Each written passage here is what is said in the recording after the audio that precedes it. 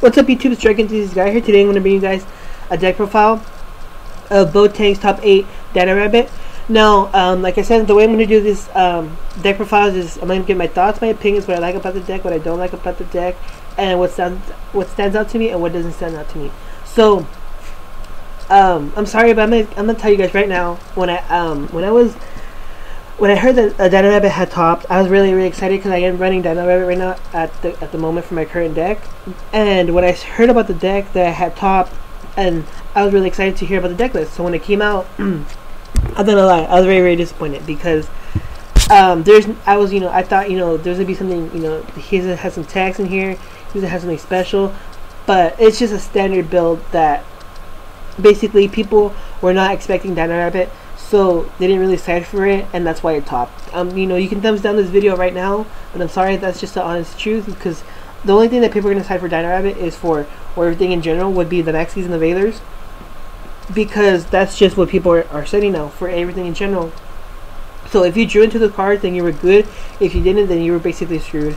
So that's why it topped. I'm sorry, because nobody was expecting it. So let's just get into the deck profile. Let's just get into the deck profile with that said.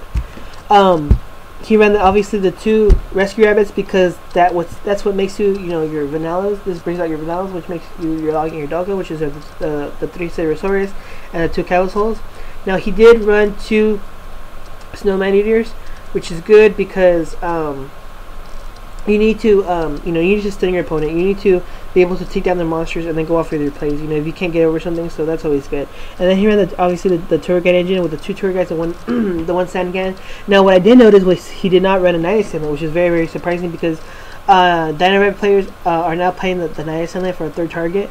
But for him, he didn't need it, or he didn't want to play it. So that's just his option. But for me, Night Assailant is a little bit better because with Snow Man-Eater, it has to be face up, and with Night Assailant, it has it could be face down, so that's always good.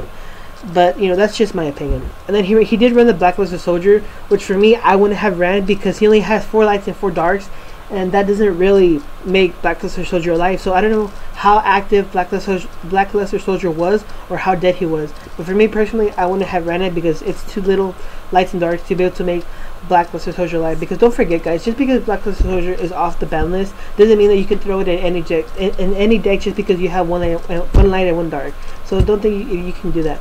But if you play test and you see that it is active, then just go ahead and throw it in there. But that's just my opinion. That's why I'm making this video. Then he did have the 2 Thunder King Riles, which is always good because Thunder King pretty much just locks down the meta. 1 Gorz because it's a hand trap and Gorz is just good. And then to end it, he ran 2 Effect Raiders again for the hand traps and for lights to make Blackluster Soldier alive. Now to the spells for the staples, he ran the 1-ofs, which is Monster Reborn, Dark Hole, Heavy Storm, Book of Moon, Pot of Avarice, and Mind Control. Now for the back row hate, he ran triple MSC which is good. You need to hit your back rows to be able to go off with your plays. And then he ran double lance again to protect Blackluster Soldier or his log and his Dogos. For the traps, he ran 1 judgment and 1 warning. Now a lot of people were very surprised about the 1 warning because everybody runs the trio or the brigades as they say, which I hate with a passion.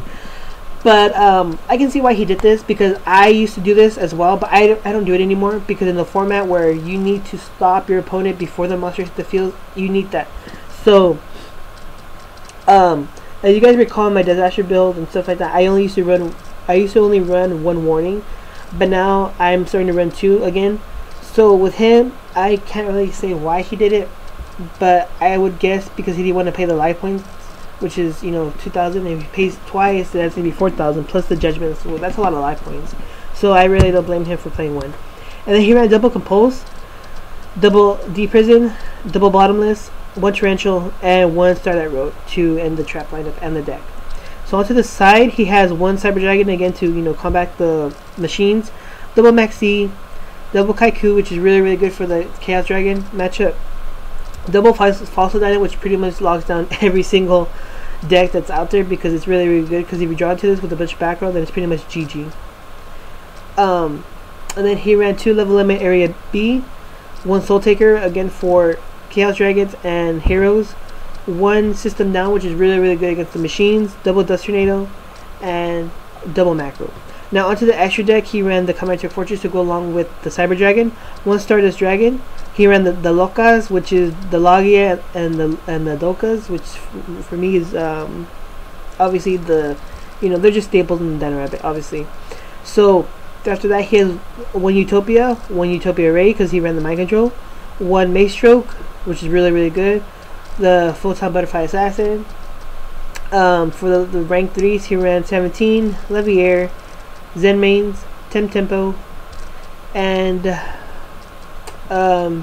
Miserythm, the String to Jin, which is good because he can go up to 3,000. So he didn't really need Acid Golem because this guy pretty much goes up to 3,000 as well.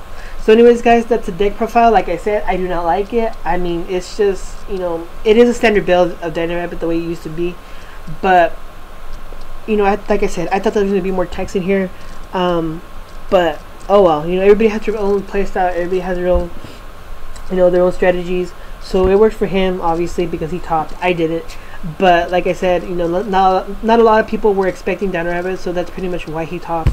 So anyways, guys, that's the deck profile, and I will see you guys in the next one. Like I said, I'm going to start doing the top 8s now, so I will see you guys in the next video. Take care, and peace.